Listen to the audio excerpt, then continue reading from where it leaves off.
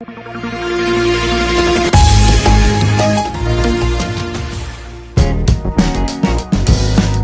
आप देख रहे हैं जनमंच खबर। आम आदमी पार्टी जहां पूरे प्रदेश से लेके पूरे देश में उभरती हुई पार्टी नजर आ रही है और आने वाले विधानसभा चुनाव और लोकसभा चुनाव, नगरपालिका चुनाव, इन सारी चीज़ों से इतर एक अलग तरह की राजनीति इनके द्वारा की जा रही है। और ये मान लें कि आम आदमी पार्टी धीरे धीरे उत्तर प्रदेश में भी अपनी पकड़ बना रही है। अभी वर्तमान समय में हम पडरौना में, और पडरौना में यहाँ के एक नेता जो आए हुए हैं जिनका परिचय हम प्राप्त करेंगे और ये जानेंगे कि वो कौन है और उनका यहाँ आने के पीछे का उद्देश्य क्या है, आम आदमी पार्टी की अपनी राजनीतिक गतिविधियाँ क्या हैं। और सबसे पहले ये मान लिया जाए कि पिछले काफ़ी दिनों से जो दिल्ली में इनकी सत्ता चल रही है उससे इनको क्या आसान्वित है, कितना उनको बल मिल रहा है। सर, सबसे पहले तो आपका परिचय जान लेते हैं और ये जान लेते हैं। नाम है मेरा राजेश यादव। और कैसे आप यहाँ आए हैं और क्या कार्यक्रम? आप भी मेरे साथी हैं सारे, और मैं चूँकि प्रांतीय पदाधिकारी हूँ, आपका पूर्वांचल प्रांत का अध्यक्ष हूँ, तो अपने साथियों से मैं मिलने आया हुआ था। और हमारा प्रांतीय सम्मेलन दिनांक 21 तारीख को जनपद आजमगढ़ में रखा गया है, जिसमें हमारे प्रदेश के प्रभारी आदरणीय संजय सिंह जी शिरकत करेंगे। और वो आगे की रणनीति उत्तर प्रदेश में कैसी होगी, ये इस पर चर्चा करना है। तो कुछ चर्चा आज हमने किया है और बाकी 21 तारीख को पूर्वांचल प्रांत के सम्मेलन में होनी है। ये माना जाता है कि संजय सिंह जी उत्तर प्रदेश के विभिन्न मुद्दों पे काफ़ी मुखर रहते हैं, अलग अलग जगहों पर आंदोलन होते हैं। आपका संगठन धीरे धीरे फर्म हो रहा है। ये देखा जाए कि स्थानीय मुद्दों को लेके आपके पॉलिटिकल जो लोग भी हैं आपके पार्टी से जुड़ रहे हैं, नई नई टीमें गठित हो रही हैं, वो स्थानीय मुद्दों पर किस तरह से आवाज़ उठाएंगे? देखिए, आज जैसे इस कार्यक्रम में मैंने देखा कि विभिन्न दलों से लोग आकर के आम आदमी पार्टी ज्वाइन किए, तो ये इस बात का द्योतक है कि दलों के लोग जो परंपरागत जो मजबूत दल जिन्हें आप कहते हैं, वो कुछ काम कर नहीं रही है और उनका जो फेनामेना है राजनीति का, वो कहीं ना कहीं फेल्योर हो रहा है। और आम आदमी पार्टी का जो काम करने का तरीका है वो लोग लाइक कर रहे हैं। तो जिस तरह से जुड़ाव लोगों का हो रहा है, उस तरह से अब ये देखने में आ रहा है कि आगे की उत्तर प्रदेश सहित पूरे देश की राजनीति वो अब मुद्दों की राजनीति होने जा रही है। अब जातियों की राजनीति नहीं होगी, धर्म आधारित राजनीति नहीं होगी, क्षेत्र आधारित राजनीति नहीं होगी, क्योंकि इसका चरमोत्कर्ष जनता ने देख लिया। इसका जो लास्ट पॉइंट है वहां तक जनता जा चुकी है, नेता वहां तक पहुंचा चुका है। वहां से वापस अब आकर के अपने जो बुनियादी मुद्दे हैं उन पर जनता राजनीति करना चाहते, इसलिए आम आदमी पार्टी में अब लोगों का आना, लोगों का विश्वास ये तेजी से बढ़ रहा है। दिल्ली के शिक्षा मॉडल की बात अक्सर होती है और जहां भी आम आदमी पार्टी के लोग जाते हैं दिल्ली के शिक्षा मॉडल की बात करते हैं। अभी हाल ही में मीडिया में वो कंटेनर वाले स्कूल की चर्चा काफ़ी हो रही है। किसी भी स्कूल को बनाने में, उसकी परिस्थितियों में किसका किस तरह का योगदान होता है? कंटेनर वाले स्कूल के विषय में जो आज आम परिचर्चा, उस पर आप क्या कहेंगे?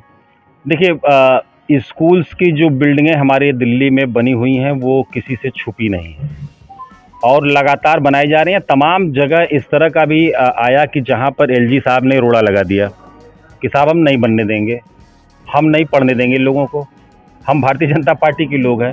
तो वहां पर जैसी परिस्थिति थी उसके अनुसार वहां पर व्यवस्था की गई। अब उसको आप ये नहीं कह सकते कि नहीं साहब दिल्ली वाले कंटेनर में पढ़ा रहे हैं, ये आरोप आप हमारे ऊपर नहीं लगा सकते, क्योंकि वर्ल्ड क्लास के स्कूल्स बने हुए हैं। और आपको याद होगा कि अमेरिका के न्यूयॉर्क टाइम्स में हमारी शिक्षा का मॉडल छपा था।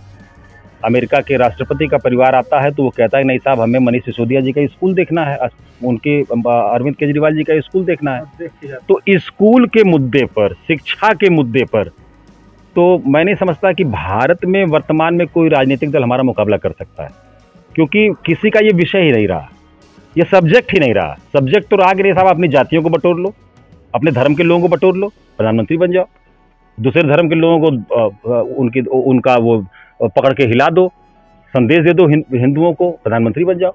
हमारा तो ये कुछ नहीं रहा। हमने तो ये कहा कि नहीं बच्चा पढ़ेगा, फ्री ऑफ कास्ट पढ़ेगा, क्योंकि ये उसका कॉन्स्टिट्यूशनल राइट है और ये ड्यूटी है स्टेट की कि वो उसको शिक्षा दे, क्योंकि वो भारत का नागरिक है।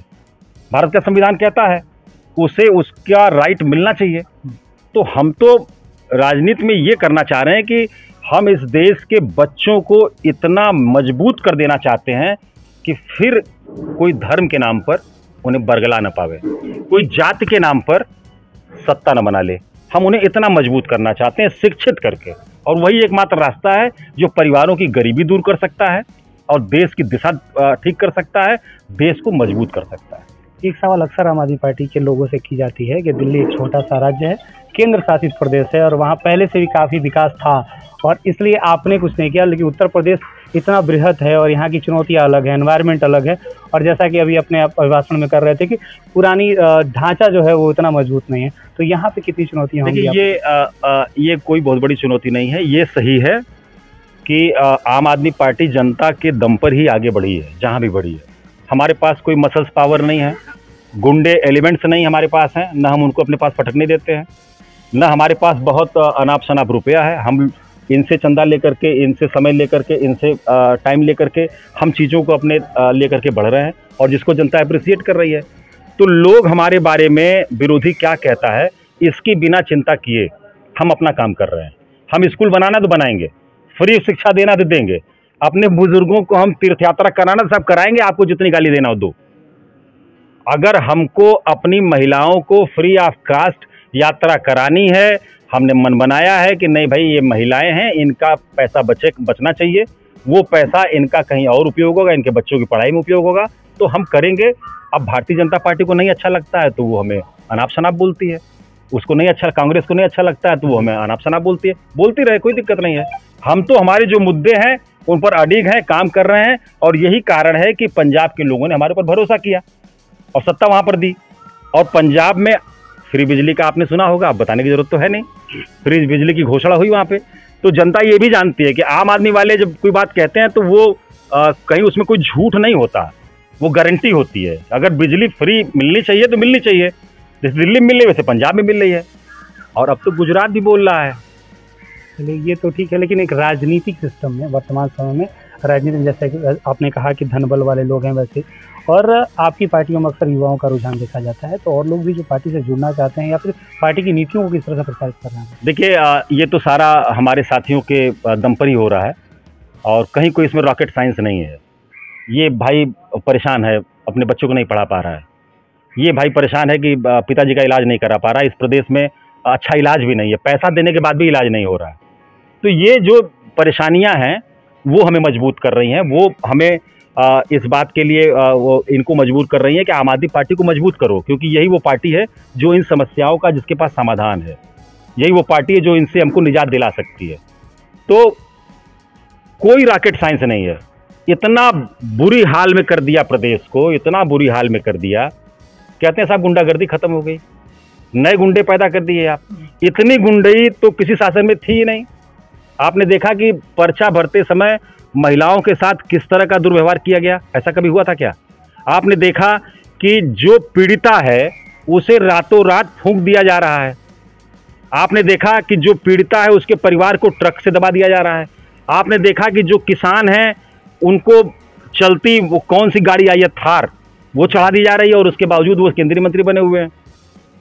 तो मतलब गुंडों की शक्ल बदल गई है, गुंडागर्दी नहीं बदली है, वो है किसी न किसी शक्ल में।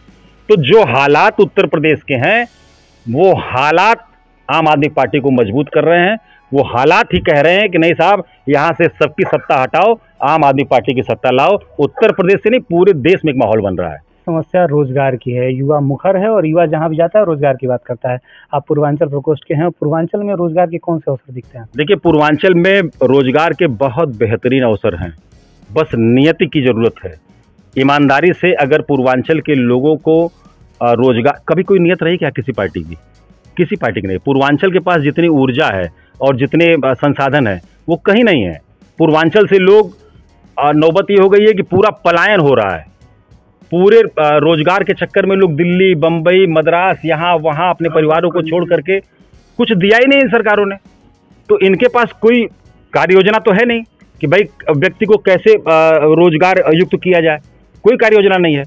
तो आम आदमी पार्टी के पास पूरी कार्य योजना है कि हम अपने युवा को कतई भटकने नहीं देंगे, हम उसे उसके घर में ही रोजगार देंगे, संसाधन है, हम इस देश को लूटने नहीं देंगे, हम इस देश को कर्ज माफ करके लोगों को हवाई जहाज पे बैठा करके विदेश भागने की सारी योजनाओं को बंद करेंगे, हम इस देश से भ्रष्टाचार खत्म करेंगे, युवाओं को रोजगार चंद मिनटों में देंगे, उनके घर पर देंगे, कहीं कोई समस्या नहीं है। बस नीयत की समस्या है, कार्यक्रम की समस्या है। हमारा ये कार्यक्रम है कि हम देंगे साहब, और हम दे के दिखा रहे हैं, आगे भी उत्तर प्रदेश सहित देश में देंगे। आपने समय दिया, बात की। बहुत बहुत धन्यवाद।